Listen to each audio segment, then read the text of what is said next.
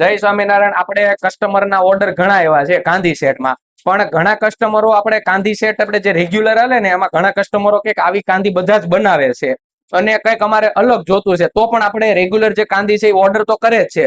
પણ આપણે એક નવું કર્યું છે. જો આ કાંધી આપણે જૂની છે ને આ કાંધી આપણે નવી બનાવેલી છે.